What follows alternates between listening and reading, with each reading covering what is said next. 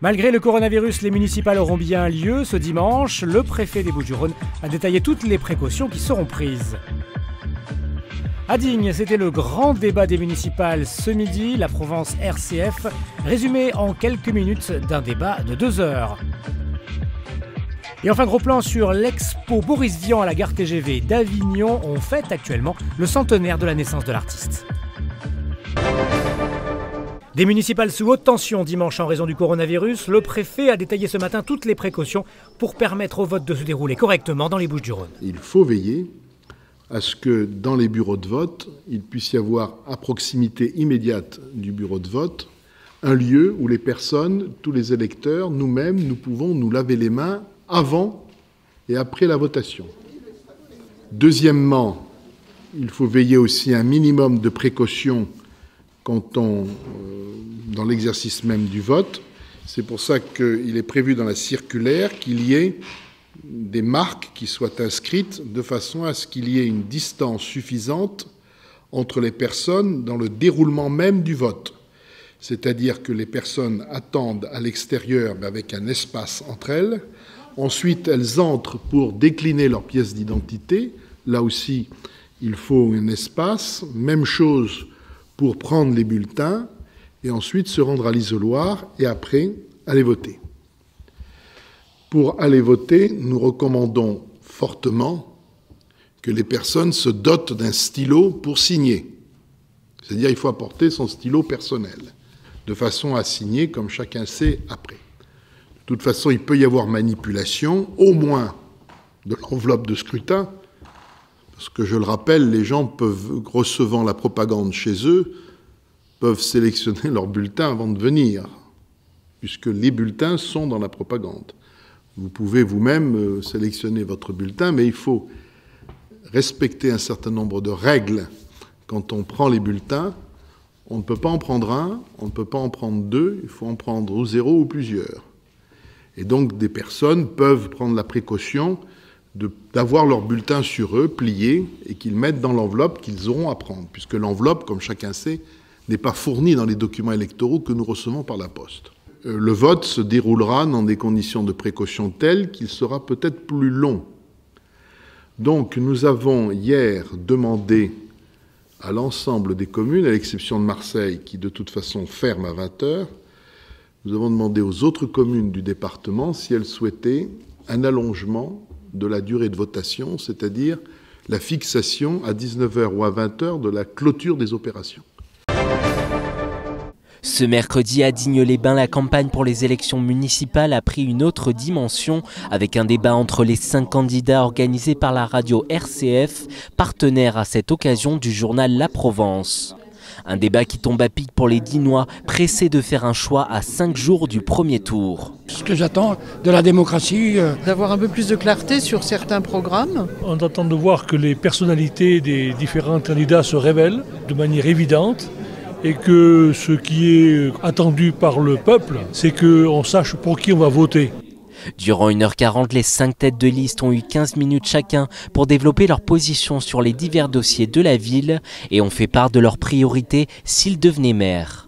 La priorité pour la ville, c'est rendre aux Dinois justement le pouvoir d'achat, le plaisir en fait de vivre dans une ville à nouveau propre, sûre et attractive.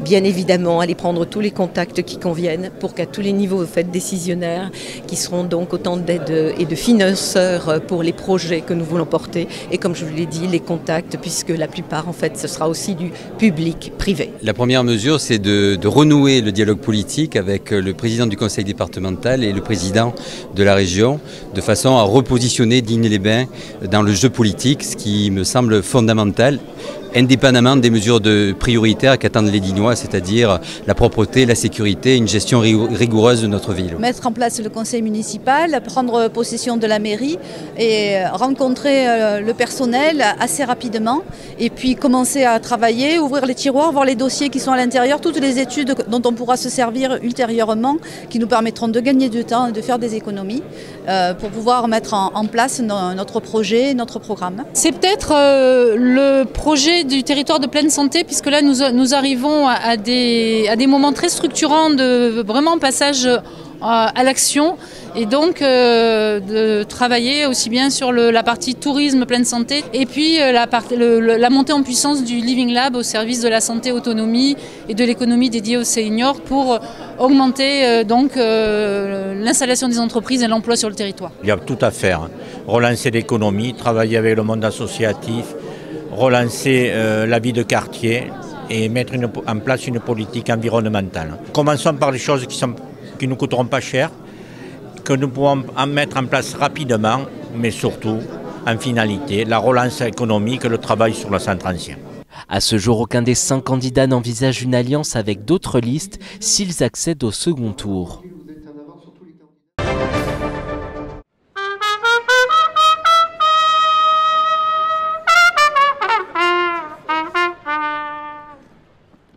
Le Printemps des Poètes, en partenariat avec Gare SNCF et Connexion, ont investi pour cette 3e édition la gare d'Avignon TGV pour une exposition immense sur le célèbre Boris Vian, dont nous célébrons le 100e anniversaire de la naissance ce 10 mars. Pour l'occasion, Patrick et Cédric Vian, fils et petit-fils du célèbre artiste, étaient présents. Oui, le coup du mec dans la valise, ça c'est sûr que ça aurait plu à Boris. C'est vrai. Un peu décalé, un peu différent, ouais, c'était bien. On est content qu'il soit toujours là, que les gens soient toujours intéressés par l'œuvre, par les poésies, par les textes, par les livres, par les chansons. C'est lui qui avait de l'avance, c'est pas... Oui. Voilà, il a trouvé son public beaucoup plus tard. Mais je pense que c'est pas parce que lui était en avance, c'est vraiment parce que les gens étaient en retard à cette époque-là. Bon, il est un peu héritier du surréalisme, évidemment, ça on l'a toujours dit. Qui s'en défendent, mais... qui s'en défendent. Oui, un peu le loufoque, l'absurde. La plupart du temps, il était édité de son vivant, mais quand il écrivait dans Constellation, par exemple, il faisait des articles. Il a fait beaucoup d'articles de journaux à une certaine époque. Et ça, c'était alimentaire, comme il disait. Cette année, quand Sylvain Bailly m'a proposé la gare d'Avignon TGV, c'était juste fabuleux parce que c'est l'une des plus belles de France. Et artistiquement, qui fait des choses totalement délirantes. Ces grands panneaux lumineux derrière moi, là, quand on arrive de nuit, c'est somptueux. Et donc, il y avait l'idée que faire. Il y avait la possibilité d'avoir 2 mois comme ça, une carte blanche poétique. Et Sylvain Bailly a été très sensible à la figure de Boris Vian, dont nous fêtons les 100 ans de la naissance, le 10 mars. C'est une alternance, une alchimie, comme on dirait poétiquement, de photographies, pour beaucoup inédites, qui ont quitté le coffre de la Cohérie Vian pour être photographiées par Gare SNCF et Connexion, parce que pour être dans un format aussi gigantesque, il faut une qualité de dingue. Donc des photographies, des dessins, des bouts de manuscrits, pouvoir voir son écriture, pouvoir voir comment il jouait des couleurs et comment il raturait, et puis surtout des poèmes. L'exposition est visible durant 2 mois à la gare TGV. De l'autre côté, c'est passionnant, je suis... Toujours un temps printanier sur la Provence et la Corse en ce jeudi, avec quelques nuages sur le littoral et un grand ciel bleu à l'intérieur des terres. Les températures sont toujours largement supérieures aux normales saisonnières. Il fera 9 degrés sur le littoral, à Marseille, à Toulon, 10 à Fréjus et seulement 5 degrés à Digne. Et l'après-midi, ça grimpe vraiment partout, avec 20 degrés à Aix, tout comme à Manosque, et à Avignon, 18 à Marseille, 19 à Toulon et 17 en Corse. Et demain, ce sera la Sainte-Justine.